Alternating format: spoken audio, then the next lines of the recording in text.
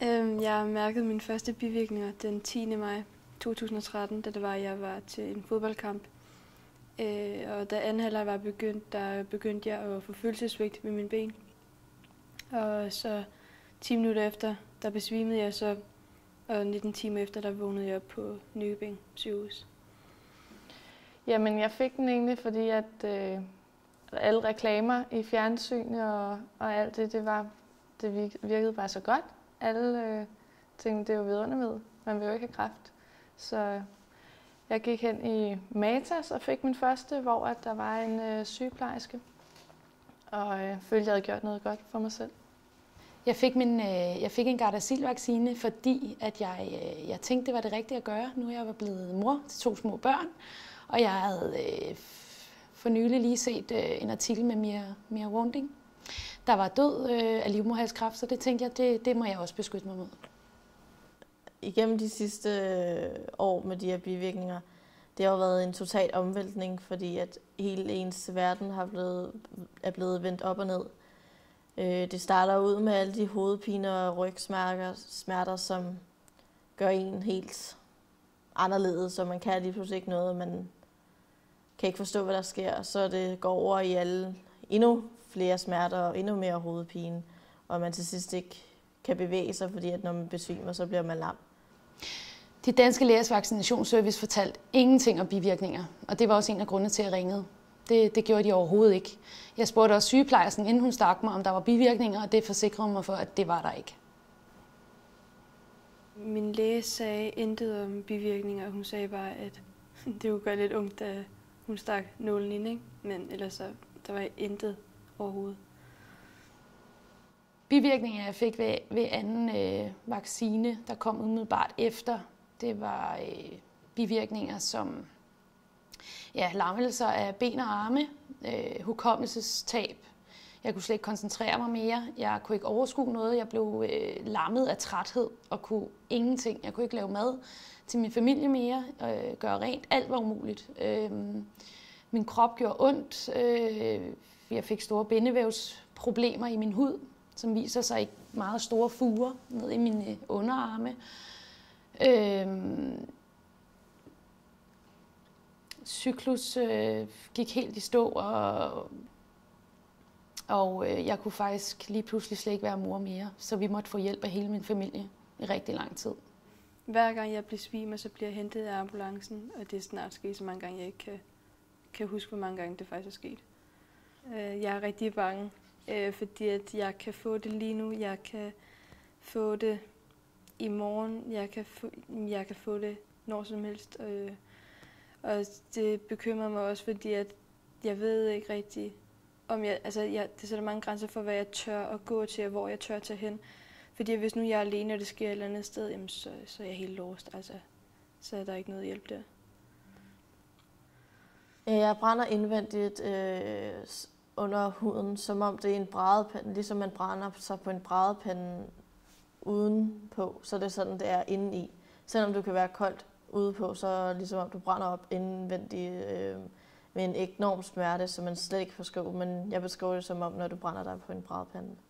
Altså i de perioder, hvor jeg følte, at jeg virkelig blev sparket i hovedet, der var jeg lam fra hals og ned efter i en dag, og sad i kørestol i 5 dage efter, før jeg overhovedet på nogen måde kunne komme op og stå. Og min far blev nødt til at bære mig rundt som et spædbarn. Jeg kunne ikke gå på toilettet selv, jeg kunne ikke spise selv, jeg kunne ingenting. Det har været et rigtig, rigtig hårdt år at skulle gennemgå alt det her, fordi til at starte med, der var det bare sådan tvivlen om, hvorfor er det lige min krop siger fra nu. Altså hvorfor jeg er på det tidspunkt 28 år, og jeg kan ikke vaske op, uden det gør ondt. Jeg kan ikke støvsuge, jeg kan ikke gøre rent, jeg kan ikke finde sig mit hår. Altså, jeg kan ingenting, uden at det gør ondt. Hvorfor gør den det? Det har den sgu aldrig gjort før.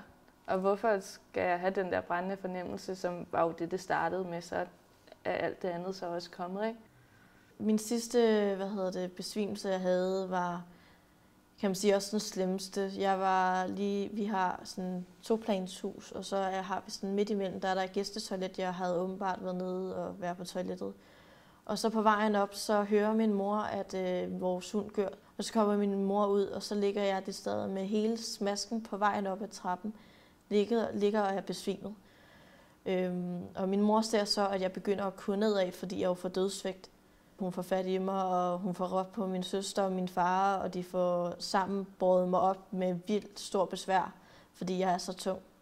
Jeg er væk i 5-7 minutter, og selvom jeg så er vågnet, så er jeg overhovedet ikke til stede. De kan ikke få kontakt til mig, jeg kan ikke tale.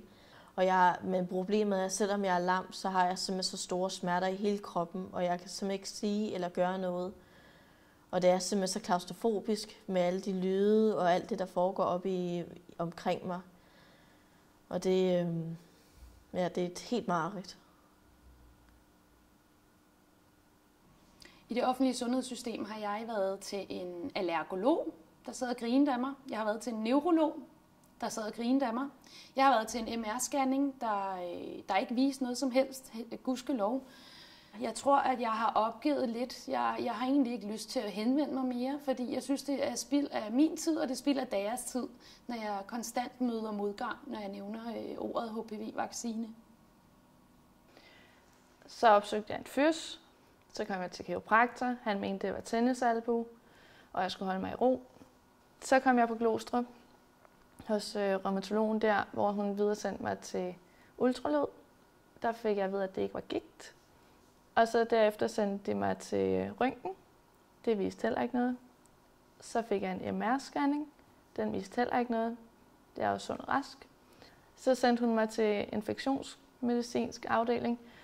Han undersøgte mig ikke, læste lidt på skærmen, at det så fint ud hos de andre. Hørte min historie. Jeg sagde, at jeg havde været sund og rask altid, og det hele var sket sådan ret pludseligt og pludseligt. Og så kom han så ind og sagde, at det var i hvert fald ikke HPV'en. Altså, det kunne jeg lige så godt. Det var det ikke. Så men du kan se, at bivirkningerne for HPV'en, det er ledsmerter og muskelsmerter. Og ja, men det er jo ved alle vacciner.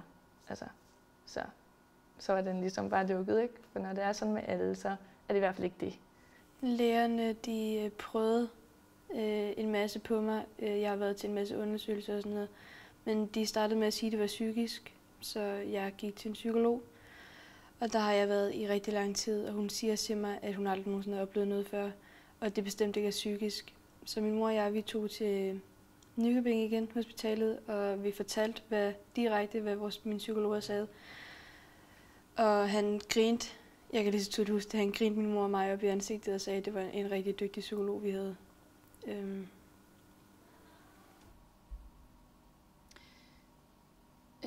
Det allermest frustrerende med det her, det er, at der er ingen i hele verden, der rigtig har troet på, at man kan være syg af en HPV-vaccine.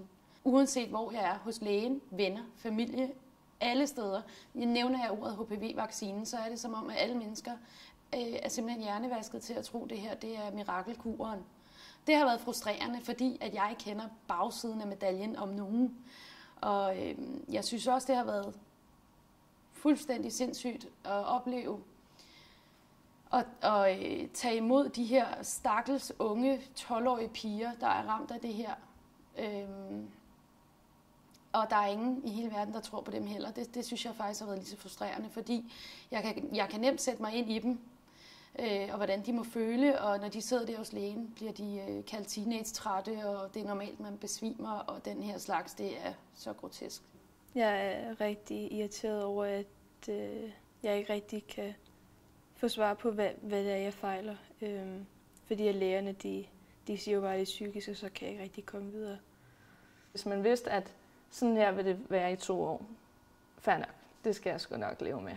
Men når man ikke ved, om det er i 2 år, eller om det er for resten af ens dage, så er den bare hård. Plus, at det ligner jo ikke, når man sådan lige umiddelbart ser på mig, så ligner jeg jo ikke en, der er syg. Så folk, de tænker også sådan, altså, du ser da meget godt ud, og frisk, og på den måde, men det gør bare ondt at gå med en 1,5 liters flaske i hånden hele dagen, ikke? Konsekvenser ved skolegangen, det er, jeg har meget svært ved at koncentrere mig. Altså, jeg kan ikke læse en bog. Jo, det kan jeg godt. Jeg kan sagtens læse det, ordene og sådan noget. Men det er også med hukommelsestab, og så kan jeg ikke få dannet et overblik over bogen og sådan, hvad det handler om. Og, sådan. Og jeg føler, at jeg er rigtig langt bagud, fordi at jeg ikke er ligesom de andre, hvis man kan sige det sådan. Og mit skolefravær, det var på de 25% nu, så der er også meget, der skal indhentes, hvis jeg kan. Det, der frustrerer mig mest ved mit forløb, det er, at man ikke bliver hørt. Og at regeringen bliver ved med at sige, nu er det ikke kun piger fra 12 til 15, nu er det fra 12 til 18, plus drenge. Hvad med at stikke en finger i jorden, og så rette op på den fejl, der allerede er sket? Og hjælpe dem, der står tilbage, i stedet for at få flere ud i den samme subdags, som vi er mange, der står i.